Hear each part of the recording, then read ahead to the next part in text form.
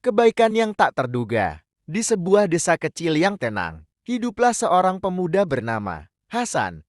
Hasan dikenal sebagai seorang pekerja keras, tetapi ia sering merasa bahwa kehidupannya penuh kesulitan. Meski begitu, ia selalu menyisihkan sebagian kecil penghasilannya untuk membantu orang lain.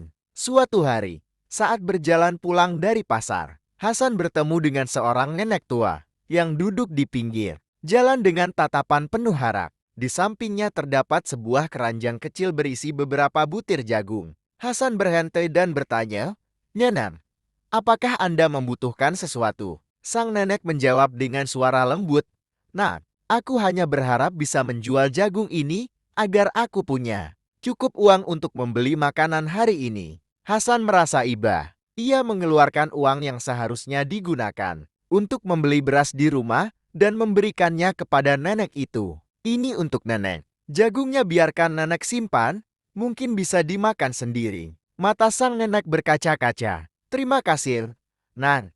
Semoga Allah membalas kebaikanmu berlipat ganda." Hasan tersenyum, meski dalam hati ia khawatir bagaimana ia akan makan malam itu. Namun, ia tetap melangkah pulang dengan perasaan lega karena bisa membantu. Ketika tiba di rumah, ia dikejutkan oleh seseorang yang menunggunya di depan pintu. Ternyata, itu adalah teman lama ayahnya, Pak Karim, yang membawa sebuah karung besar berisi beras, sayur, dan kebutuhan lain. "Hasan, ayahmu pernah menolongku saat aku dalam kesulitan. Hari ini, aku baru saja mendapat rezeki berlimpah, dan aku ingin berbagi denganmu," kata Pak Karim. Hasan tertegun. Ia tidak menyangka bahwa niat baiknya untuk membantu nenek tua tadi seakan langsung diganjar rezeki yang jauh lebih besar. Dengan penuh rasa syukur, ia menyadari bahwa sedekah tidak pernah mengurangi harta, melainkan justru membuka pintu-pintu keberkahan.